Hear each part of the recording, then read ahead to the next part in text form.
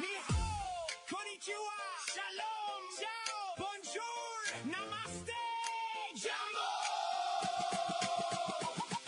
Bienvenidos! Hey, my name is Jedley. This is Reading with Your Kids.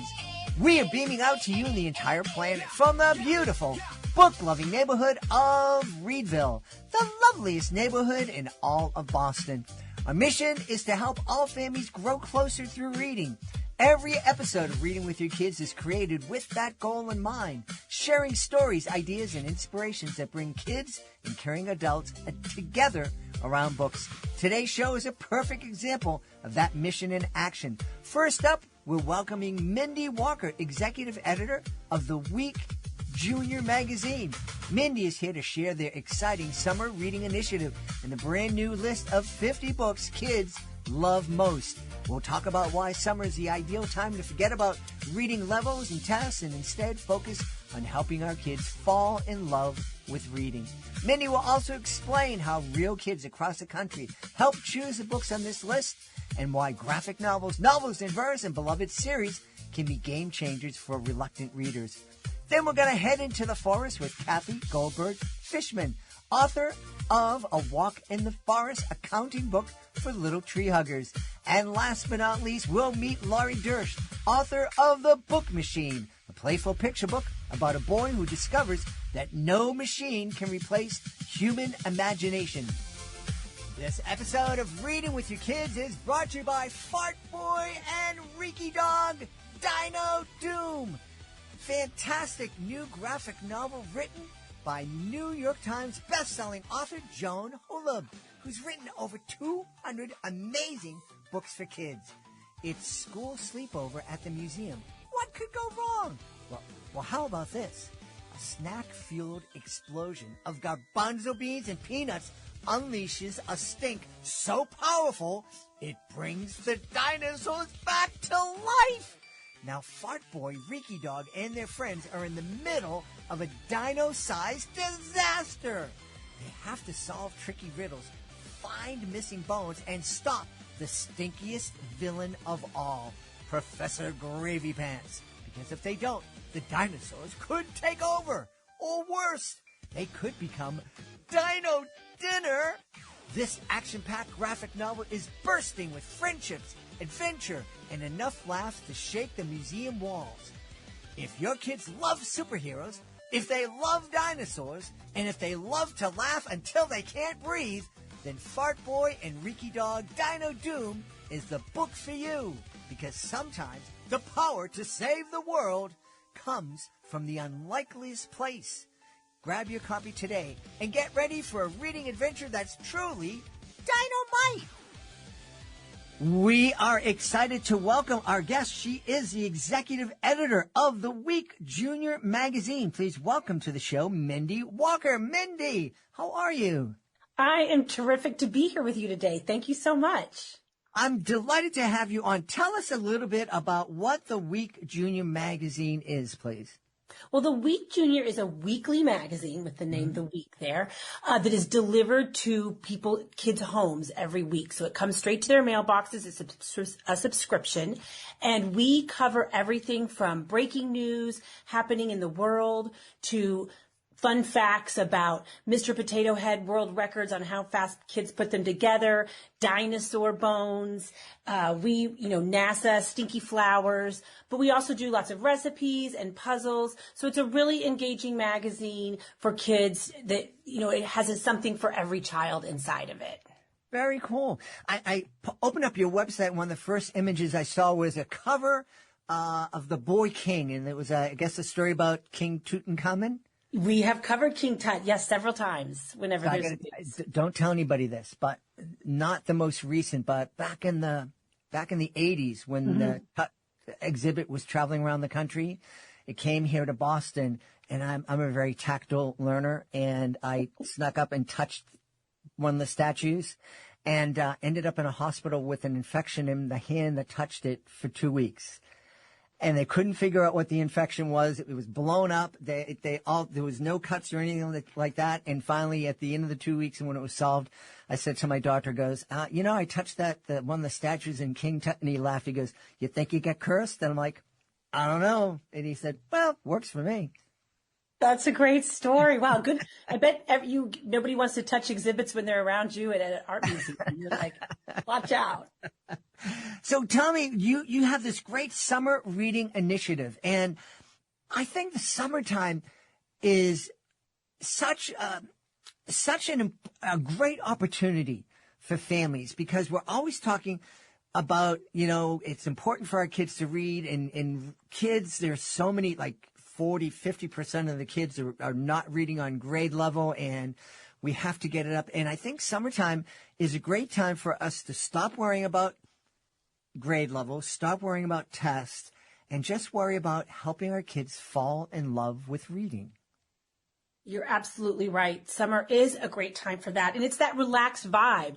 The schedule is kind of way more relaxed. Maybe all the soccer games or the piano lessons or the different activities that fill a family's weekdays are now on the back burner. And it really does allow families to say, okay, maybe we can stay up a little later and read a book. Or this afternoon, I'm going to sit and read my book with you. So you're kind of modeling that reading. You're reading a book, but you're not, instead of you doing chores around the house and expecting your child to read, maybe you can both read together because you have this sort of like found time in the sunshine.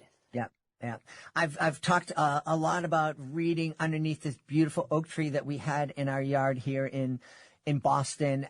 For years, me and my daughter, when I would read to her, but as she grew, because we have so many trees on our property, we love hammocks. And there were many days when I'm in one hammock reading a book and my daughter was in another hammock reading a book. And, so it's just, that whole thing about modeling, it's so very, very important. Our kids, I know you don't believe it, parents listening, but you are the most important person in your kid's life. They love you even when they tell you they hate you. They want to be like you, and they're going to mimic you. So if they see you death scrolling Instagram or TikTok, that's what they're going to do. If they see you reading, there's a much better chance of them reading too. Yes, and the more you're kind of in your book, like, oh, hold on, I'm at a really good part, that you tell your child that, the better. And, you could also listen to an audiobook together. That might be something that, audiobooks are considered reading. And so that could be another way to sort of have like a bonding moment over the book that you can talk about. Yeah, yeah. Do you have a favorite audiobook that you've listened to lately? The audiobook that I've listened to some great adult audiobooks. I haven't for kids books as much. I tend to love for the adult books, I tend to love the memoirs, by authors like Lena Dunham's new book. So for as an adult, but I know that's not on our list for summer of reading. No. So you narrowed it down. First off, how do you narrow down to just 50 books? We talk about this. There are thousands of kids' books published every single month, and that's for years. And how do you narrow it down to just 50? Well, our strategy every year is to reach out to our readers and get their votes. So, because we also know that as much as, a teacher or a librarian or a parent has great recommendations for books, and often they do work out, there's nothing a child likes more than hearing a recommendation from another child. We do a reader recommends every week in the magazine where kids recommend books, and it's very popular. So I think that makes, and then we take, we had over 200 kids from across the U.S. fill out our voting form, and then we just take what rises to the top from that. So for this list, you won't find books that are coming out, debuting brand new this year, because it's books kids already knew about when we were sending out our voting form this spring. And the kids did a terrific job this year of picking award-winning series, award-winning books that have great themes. A lot of them have been turned into films or TV shows. But what we also do with our summer reading program is we have author ambassadors. So they're part of the first issue kicks off with the list, but then the program throughout the next 6 weeks, we have one author ambassador featured every week, and they do have a new book coming out. So kids are still, we are featuring Kwame Alexander, Erin Entrada Kelly. We have 5 different authors, all amazing, and they do have new books coming out. So that's kind of our way of celebrating new books for summer of reading. Tell me, what was the most surprising book for you that made the list? Well, a book that made the list for me that I actually hadn't heard of, because I feel like I've heard of so many of them, was My Sister the Werebeast. It's a graphic novel. It made the list for our graphic novel favorites. And it's about some kids, kind of like the Babysitter Club, some kids who have to take care of their little sister while their parents are away. But then the little sister starts breathing fire. So she becomes, having this supernatural ability. So it's a little tricky to take care of their little sister. And I just thought that was one that I hadn't heard of, that I thought, I've seen through the years, you get to know books. I was like, oh, I need to check that one out. Good one. Yeah. Wow. Graphic novels are one of the, I made, and I've been very open here on the podcast. I made a terrible mistake when my son was in middle and high school. He loved graphic novels and anime and manga, and I supported it. We went, and anytime I was on the road and I saw something, I'd bring it home. We'd go to Free Comic Day and all that. I never banned graphic novels or anything like that, but I did on a couple of occasions go into his room when he was reading the graphic novels and said, dude, could please, one book without pictures? And I didn't appreciate the fact that graphic novels it's reading, it's literature, it's great storytelling. You're absolutely right. And I do think that was the feeling, some years ago about graphic novels. And thankfully, the thinking on that among teachers and librarians and educators has really changed to how you're describing it. That, the research shows that reading a graphic novel does lead to more reading. It increases reading skills. So really, there's not a downside to doing that. Yeah. One of the things I wanted to just remind parents of, if they're sitting going, I got so much to do already now this summer. I got to help my kid fall in love with reading. I mean, your kids learn how to read from kindergarten to second grade.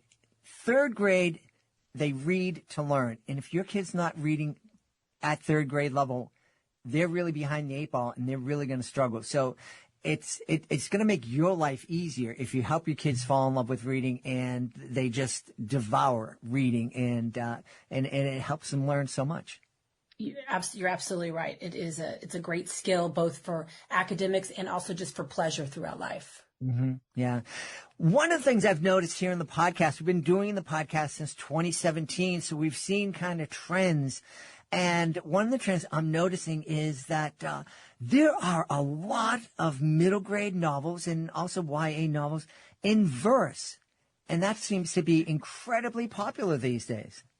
You know what? You are right that is incredibly popular. And I think it's a surprise, but the authors keep, doing it, and it's turning out to be one that kids really enjoy. Kind of similar to graphic novels, and maybe there are less words on the page. And so when you open it, it's not as intimidating because you might, the way it might be lined on the page. So yes, I do think that is something that we're going to keep seeing more of, which is great. Yeah. I know my beautiful wife who taught, in the Boston elementary schools for 34 years, she would pick up a book and open up the book, and depending on how much white space was on the pages, she would say, yeah, my kids will read this. No, my kids won't read that. She just knew, right? It was just instinctual. Right. I can see that. I bet. I can totally see that. Mindy, is there a favorite book that you have on the list that you want to highlight? Well, one's I think that's great for kids of all, whether they're a reluctant reader or they already love reading, is a series. So we introduced a new category this year called Legendary Series. So these are series that have maybe been around for a while, but kids always love them. They always bring them up. And so, because what's great about a series is that if your child does like the first book in the series, then you as a parent don't have to worry about, oh gosh, I need to go find a book that's like that, but isn't exactly like that. What is that going to be? No, you can just go to the library and say, I need book 2 of this series. Mm-hmm. And a lot of these series go on and on. One that made it this year is Wings of Fire. which is a fantasy. A lot of kids love this. It's about dragons. They have a lot of drama, these dragons. But what actually made the Wings of Fire has made it before, just the regular novels. But now those stories are being told through graphic novels. And so the graphic novels made, the graphic novel series of Wings of Fire made it. And that is one that I've enjoyed. I love their dragons and their personalities. Yeah, yeah. I'm always amazed when I have an author of a fantasy on asking them, how do you're creating this universe with its own unique physics. How do you keep it straight? How do you not go, say something in chapter 2 and then in chapter 30 have to go back and go, wait a minute, do they actually have this power in this day? That's true. I like it when they have a little map and it shows the world. Yeah. And then you can sort of imagine it in your head about, this is where those animals live or those fantastical creatures are. Yeah. Yeah. I remember when I was in middle school, my favorite series, it was the Todd Moran series. I can't remember who wrote it, but it was about this kid, I guess my age, a little bit older, who just sailed the world on merchant ships and had all sorts of adventures. I think he was an orphan, and it was great. And it was like, I think the books were written 10 or 20 years before I was born, but I just remember just devouring them. When I found the series, I just, finish one, pick up another, finish that, pick up another. Was there a series that you loved when you were a kid? Oh gosh. Well, I probably really loved I loved Little House on the Prairie. I loved, for series wise, all of The Lion, the Witch, and the Wardrobe, all of those. So I guess a little bit of fantasy and a little bit of realistic fiction, I guess, mixed in there. It's amazing how quickly as a teenager, you also start wanting to read the other older books too. You're like, oh, I could, but yeah, those were some classics that I enjoyed, in the 80s. Yeah. Boy, the 80s, I'm a lot older than you. 80s where I was into the Stephen King and Anne Rice and all that horror stuff. Yeah. And then my son was born in the early 90s, and I was in the middle of an Anne Rice novel, and it was great. And ran my wife into the hospital. My son was born 2 hours later. And I went to pick up the book after a couple of days later when we went home. I went to pick up the book, and I'm like, nah, I don't want to go in this world anymore. No more. And I still haven't gone back, and he's 30. I love that. It's true. Sometimes you need to be a little more grounded once you become a parent. So, and that's true. We also have realistic fiction and historical fiction categories for our readers. Cause you're right. I love dragons, and I think a lot of kids do, but sometimes you want to read about kids like yourself, who maybe are just going to school and dealing with school issues. A popular author who appears on this list a lot is Gordon Corman, who's written, as you know, probably 100 books for kids. Restart made it this year, which is about a kid who's a bully. He's actually the main character, but then he has an accident that causes him to completely lose his memory, and he doesn't know who he was before the accident. And so it's an interesting perspective of him being like, who was I? And do I still want to be that person? So a little bit fantastical, but still elements of the idea of kids dealing with their classmates at school and life. Yeah. Hey, one thing I want to ask is, what are some of the challenges you're facing as the editor of the Week Junior magazine, creating an old style, ink on your finger, snail mail delivered magazine when I don't see them as much anymore? Well, that's true. You don't see them as much. And I think that it is a challenge, but it's a really exciting challenge. I come from a long history of working on print magazines, and what we hear from parents really is, don't make this into a digital magazine. Like, don't turn this into a digital something for my tablet. Like, they love about it and what makes them come back is they do like seeing these magazines on their coffee table or the kitchen table, and a child just casually picking one up and reading a page here or there. So I know that this is a challenging time for print, but I think we're very lucky that what parents want is to see their child actually reading. Sure. Yeah. Because if we did it on a tablet, you're often just one swipe away from a distraction. Right. Yeah. No, it was really easy for my dad buying me gifts when I was a kid and into my early adulthood, because it was just, Sports Illustrated for your birthday, another magazine, Smithsonian was Christmas time. And, and I was good. It was like, cool. Right, and they came right. I can remember being like, wait, why isn't this 17 magazine here yet? It's the 16th. It's always here by the 16th. So yeah, I like that, and we do hear that. A lot of our kids get their magazine on a certain day, and we don't like to we hope the post office works with us. And we don't let them down because it is fun to be there on time. Yeah. Hey, let's just let people know about just a couple more of the 50 books that are on the list. So I would say another great book that kids love, that's speaking of historical fiction, is The War That Saved My Life. And that is about it's set in World War II, and it's about a young girl named Ada who leaves an abusive home and is trying to survive during the war. And a lot of kids resonated with that.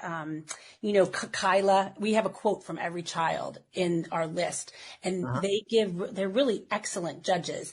Kyla, age 11, talked about how she loved the idea of finding love even through pain, and it still managed to have a lot of humor. So I love that it does all those things. We also cover nonfiction. We do there's always a few non-BS kids about that. All 13 came up this year, which is about the rescue of the youth soccer team in Thailand and their coach in 2018. That was also turned into a movie. So that's a great book if parents want to read that together with a child, and then, well, not a movie, a documentary. So that's a fun one. And then another great nonfiction that really doesn't feel like nonfiction the way All 13 does is The Mona Lisa Vanishes. And it's about how the Mona Lisa was, stolen from the Louvre in 1911. And I think a lot of us didn't even aware of that. And I think there's renewed interest in that now with the jewel heist that took place at the Louvre earlier this year, that, wow, this actually happens. And we're, obviously the Mona Lisa came back because we all get to enjoy it now. So those are some of the great, those kinds of books.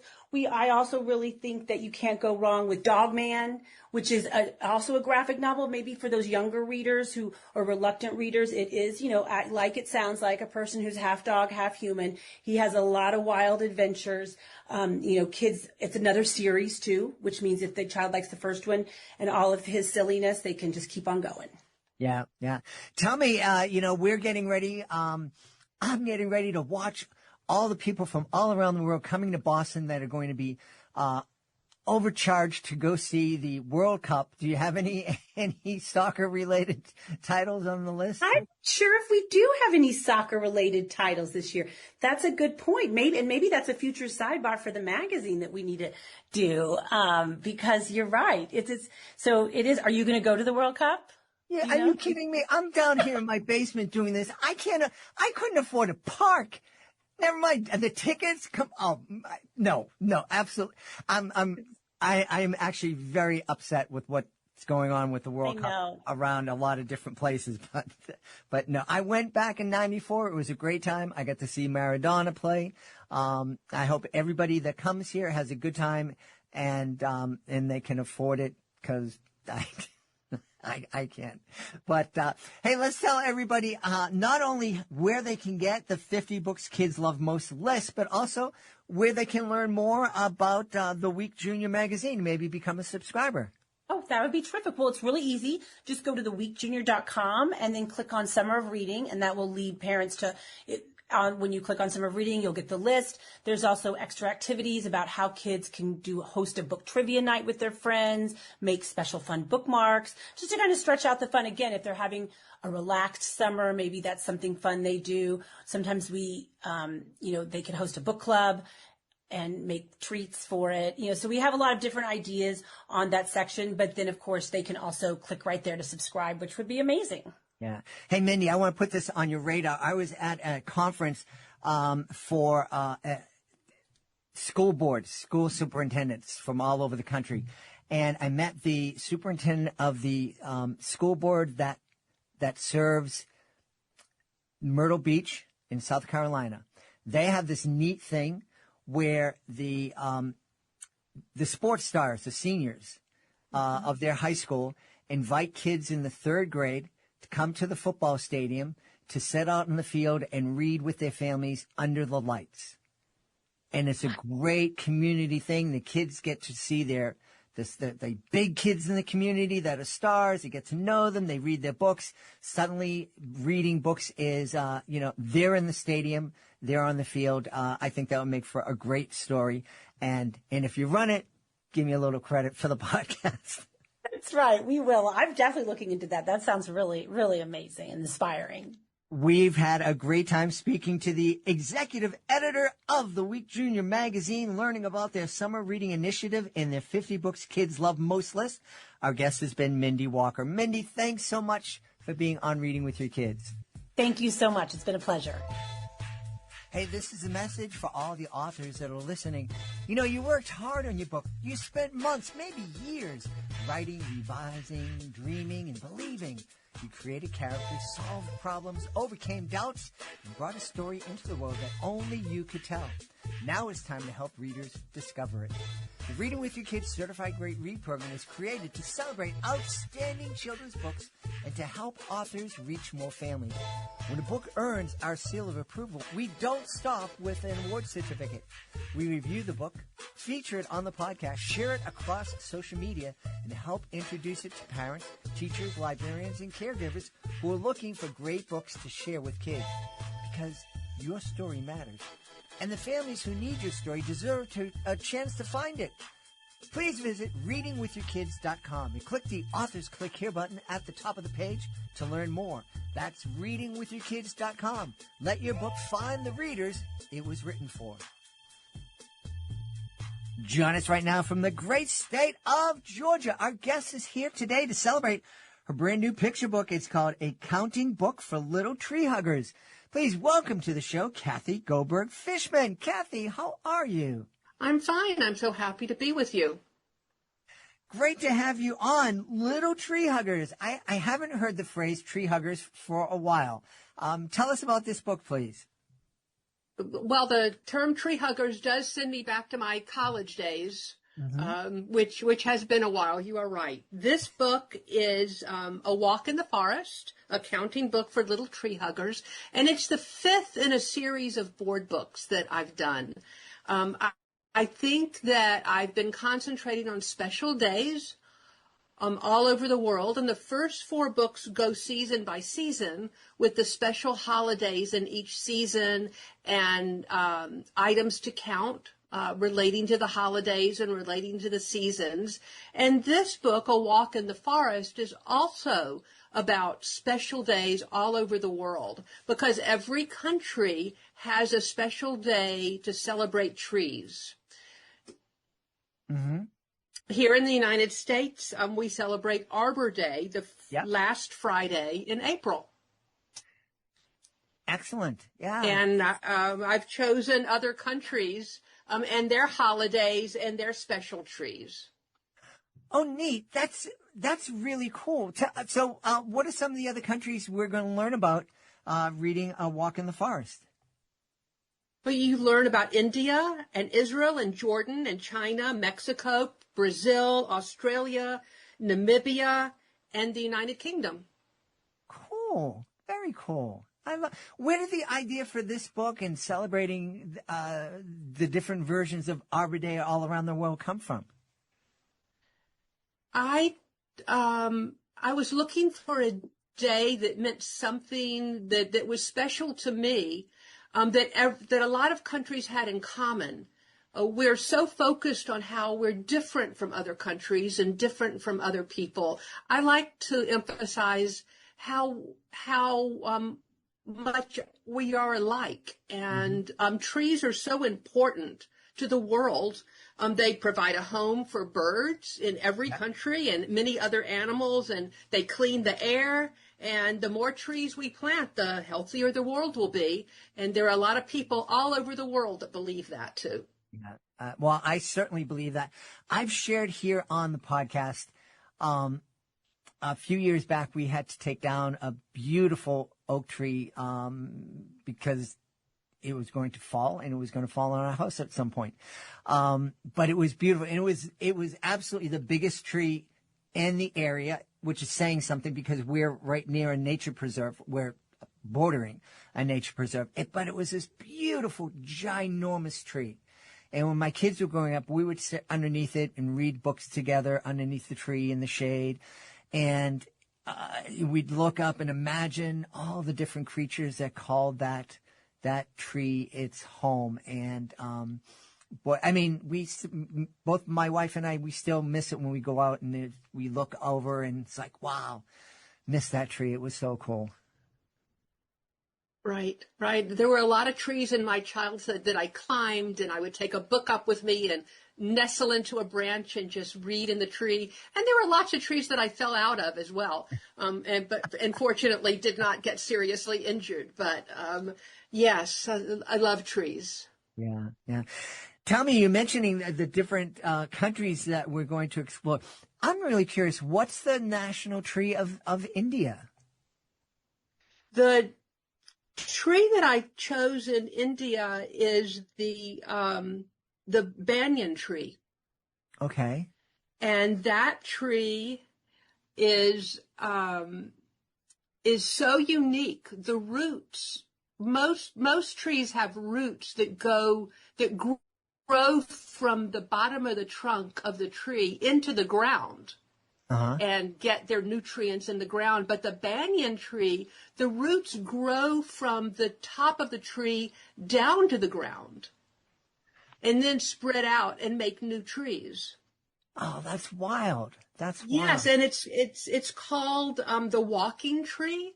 And some of these groves of banyan trees can shelter 20,000 people. They're so large and thick that people live underneath these roots and branches.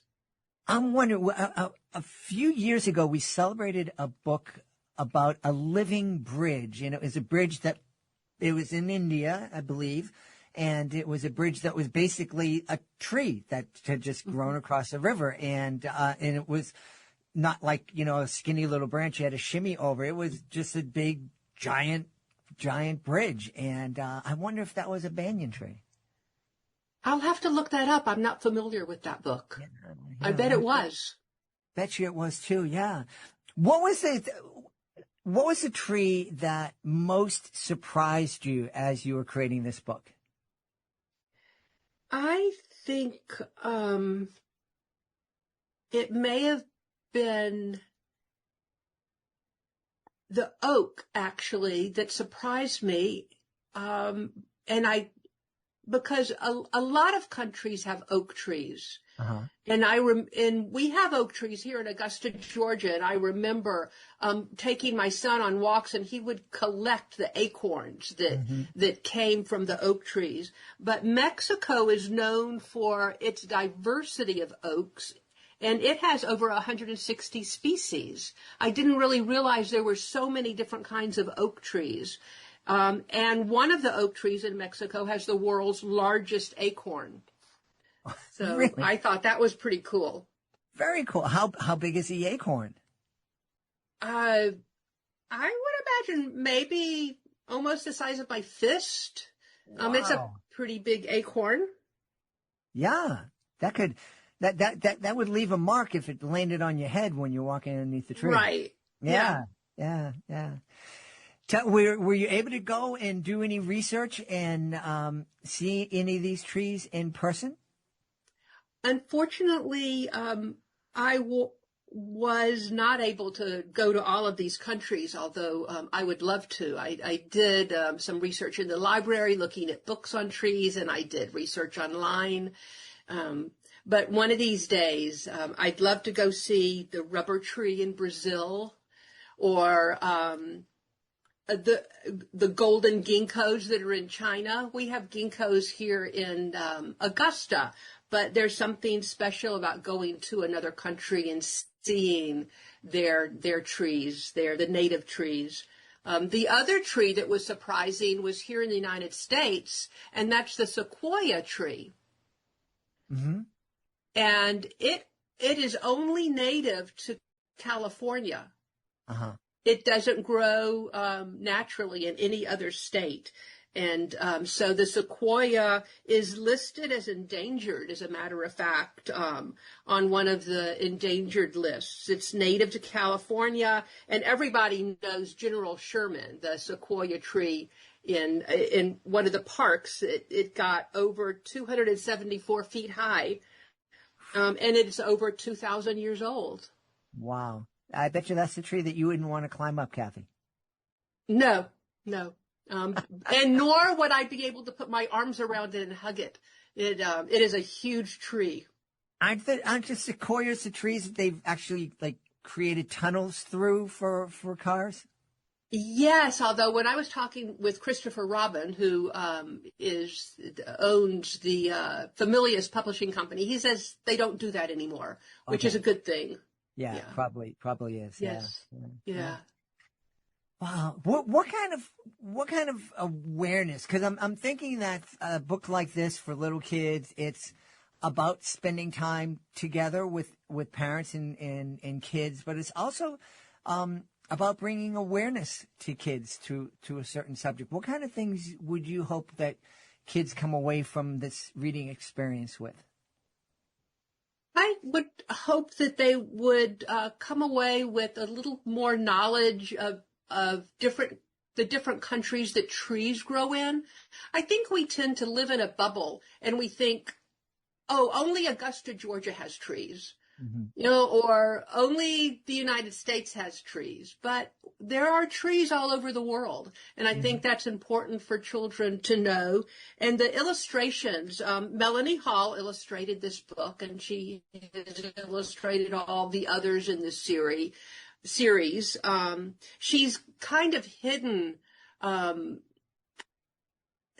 animals and other views of the country, like she's hidden a fawn and a baby deer around the sequoia tree, and you can see a family who's been camping. It's pulled by the camper's pulled by an old wagon, and there's a tent outside, and children are playing around the tree, and the children all look different. There's a little boy with red hair wearing a cap, a little girl in overalls, and we've tried to make this book as diverse as possible from country to country.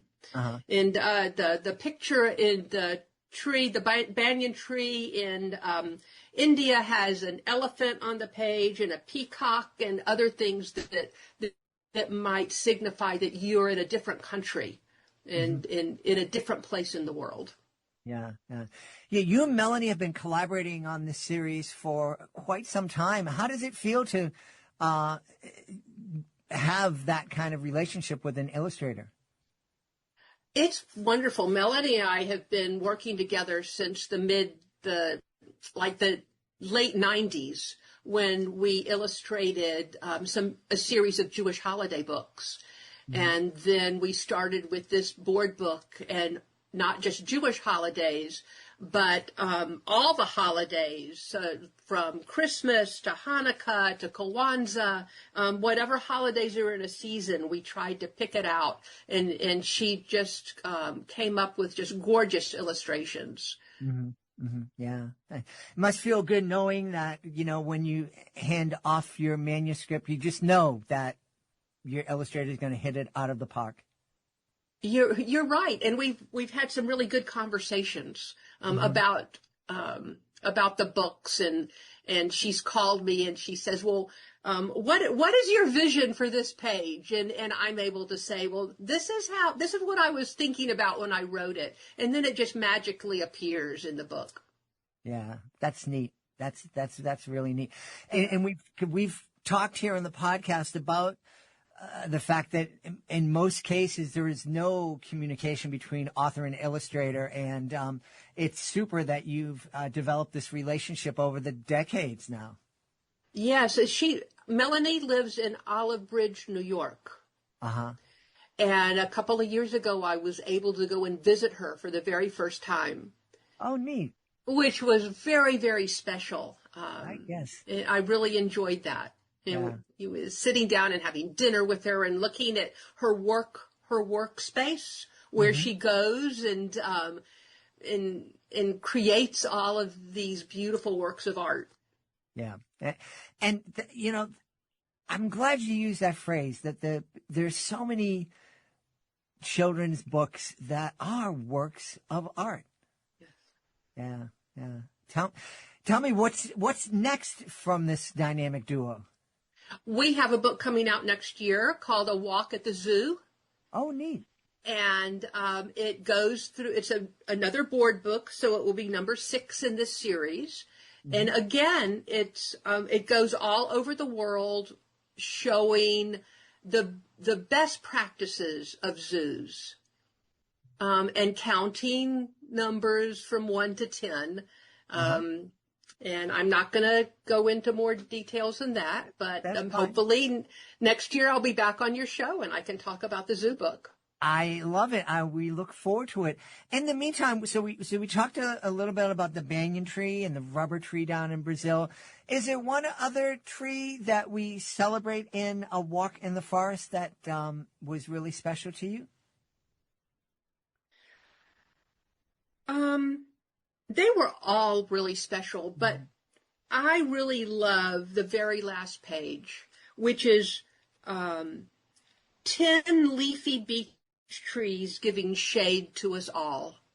And to me, that is the essence of a tree, that it gives shade to everybody. And you can count the 10 beech trees and look underneath them and see a little girl swinging and an owl perched in the branch of one beech tree and children sitting on a red and white checkered picnic blanket, eating apples and cupcakes, and dogs running around, and just children dressed in all different ways. That's what I think, and that's what I wanted to bring across in my book, that you should reach out across different countries and say, "Be my friend." Yeah. Mm-hmm. Mm-hmm. Yeah, I love that. And I love that we're introducing this at such a young age. Board books are for 18 months to 3 years old, and I've heard back from parents that their kids just really love the book. They love counting. They love pointing to the different objects, even though they might not understand everything.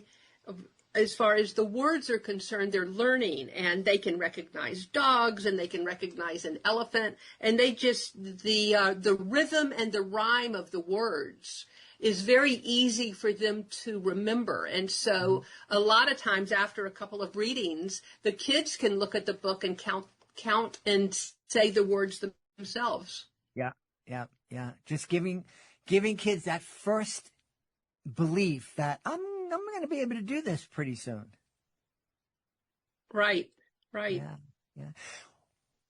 Have you ever taken the time to sit back and think, man, my books have helped a whole lot of kids start their journey in their love affair with reading?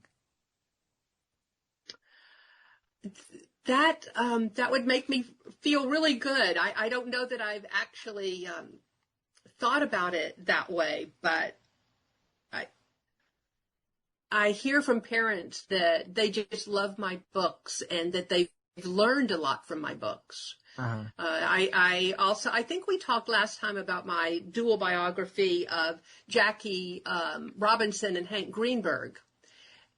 And so that's a little bit of a different book than the board books. It's for kids 8 to 12, and it's a biography of 2 baseball players who also have hardships in common and help each other through some hard times, and never give up what's right. And so I think it sort of fits in with the theme of my other books, which is like an social action book, showing what events and problems people have in common.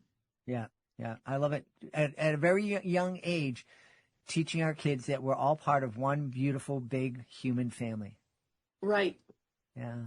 Hey, Kathy, we should tell everybody where they can go to find out more about A Walk in the Forest, a county book for little tree huggers, and find out more about you.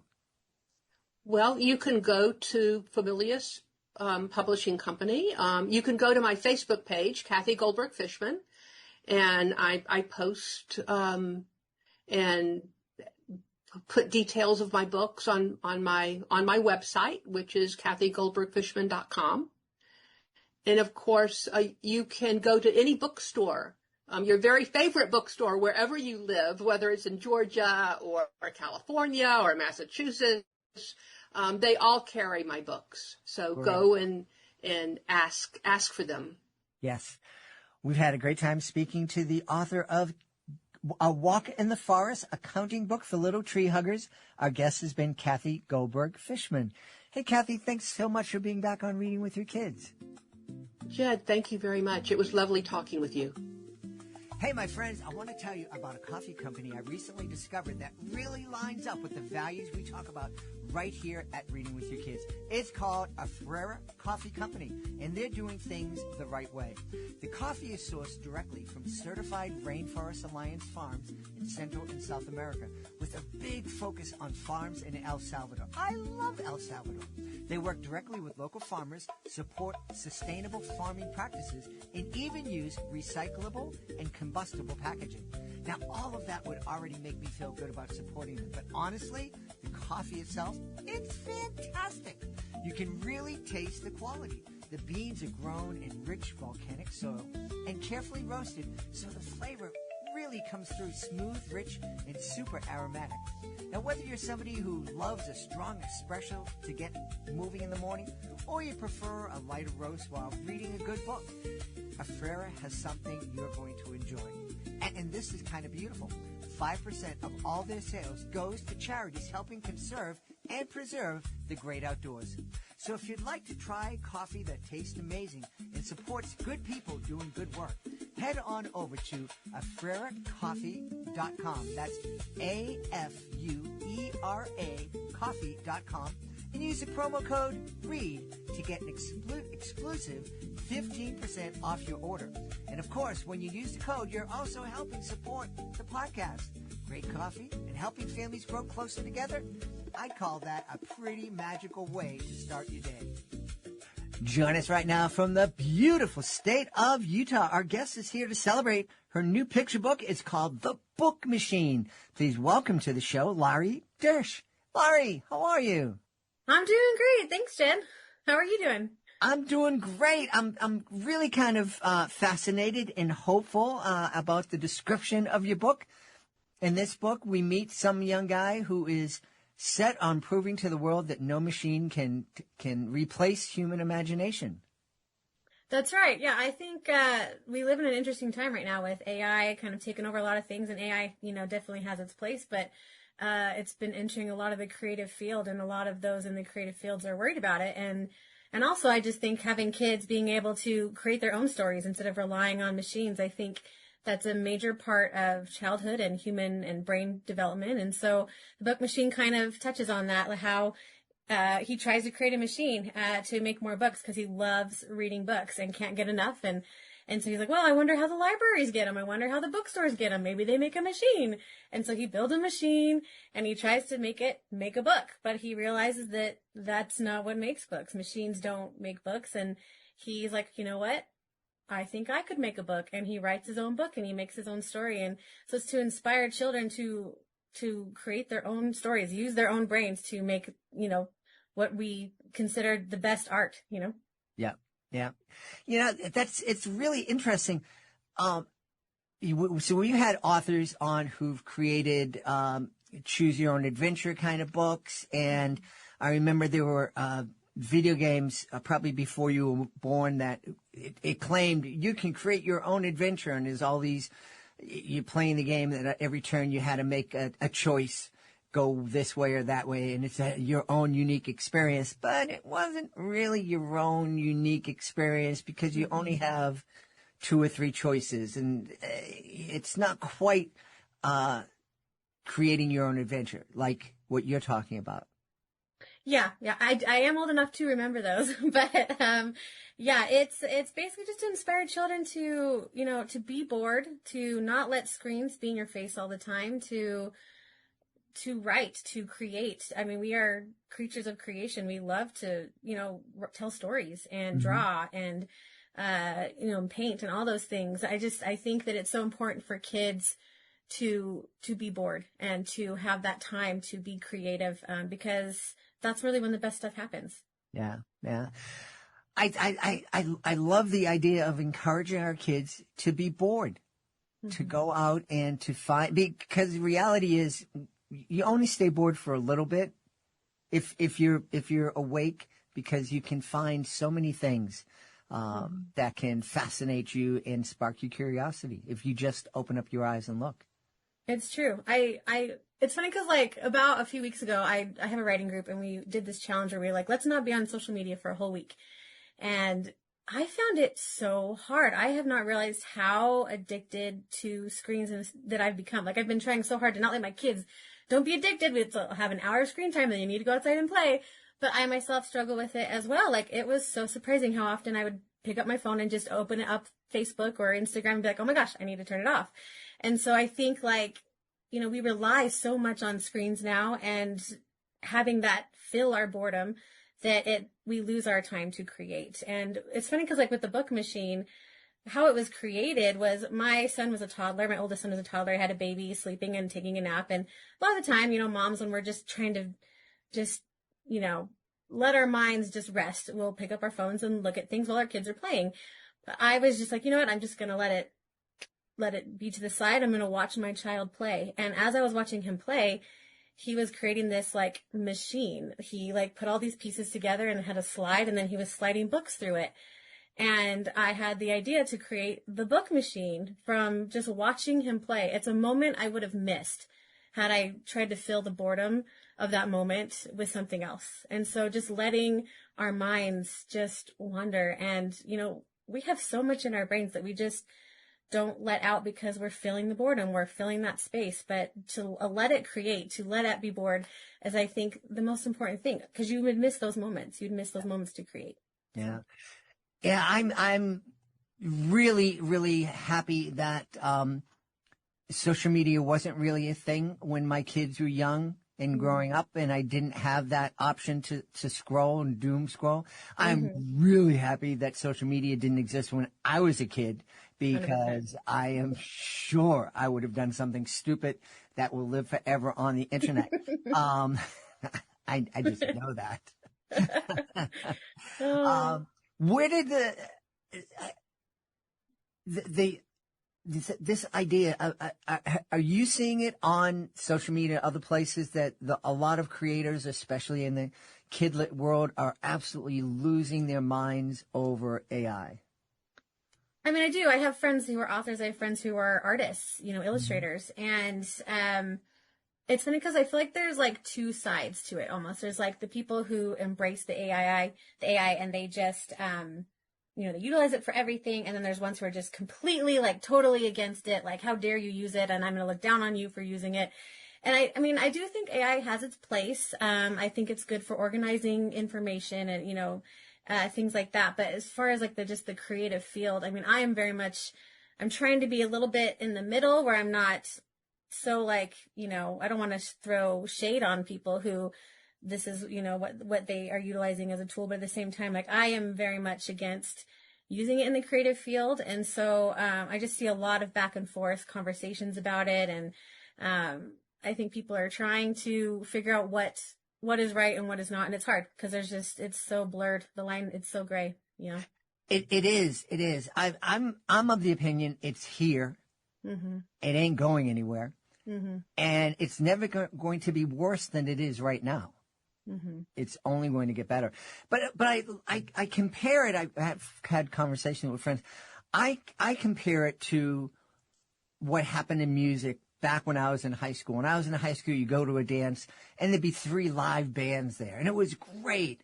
Mm-hmm. Then all of a sudden, schools are like, well, this is really expensive. We can hire a guy to come in here and play records and save a lot of money. And then DJs came along, and that was like horrible. Then where's the music going to be?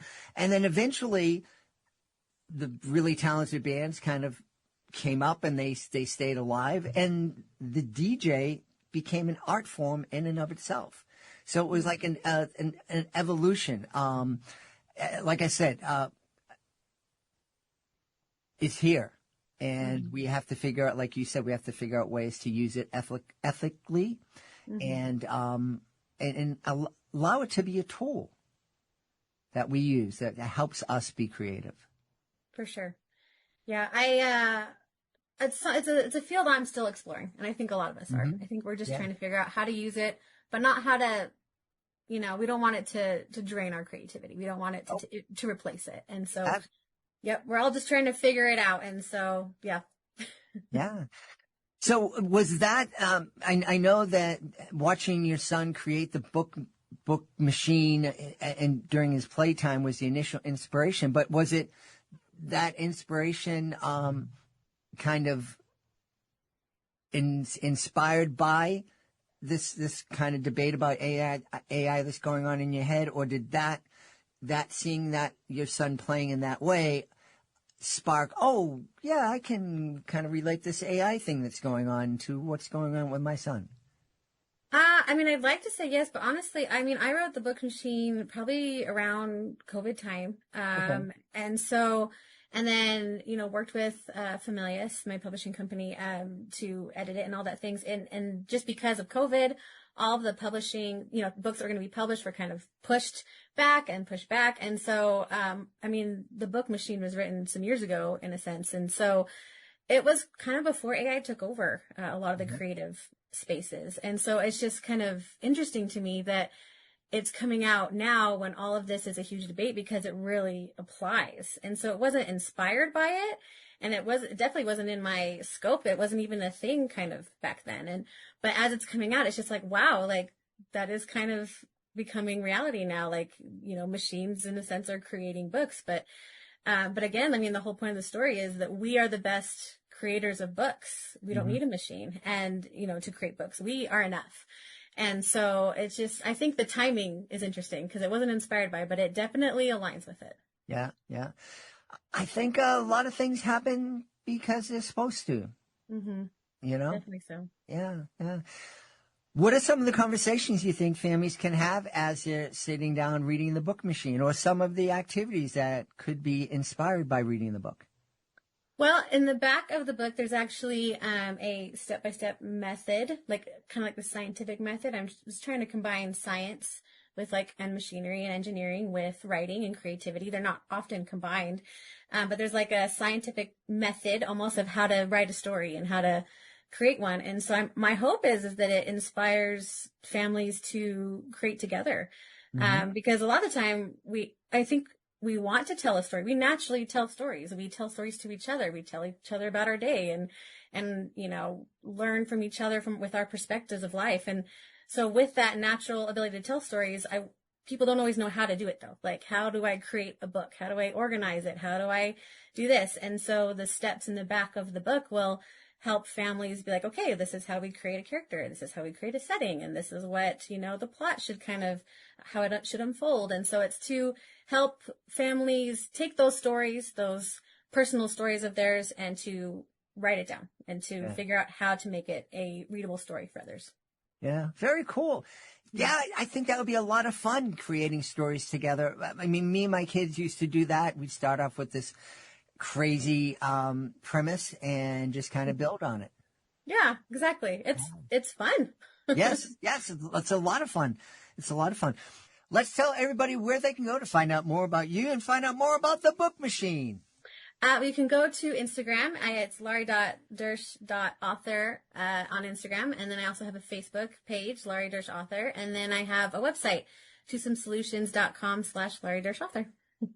We've had a great time speaking to the author of The Book Machine, a new picture book from our guest, Laurie Dersch. Laurie, thanks so much for being with us. Thank you for having me. It's been a blast. We hope you've enjoyed this episode of Reading with Your Kids and will join us for the next exciting episode of the show. I want to thank the folks that made today's show so wonderful, starting with our guest, Mindy Walker. Please be sure to check out The Week Junior magazine. Kathy Goldberg-Fishman, please be sure to check out A Walk in the Forest. And Laurie Dersch, please be sure to check out The Book Machine. My team, Chris Doherty, Daylene Rose, Adrina Lopez, Ella Badier. I want to thank my beautiful wife for all the support she gives me. Most of all, we all want to thank you. Thank you so much for taking the time to join us today. And as always, thank you so very much for taking the time to make the world a better place. And you do that every time you read with your kids. I'll be looking for you in the next episode of Reading with Your Kids.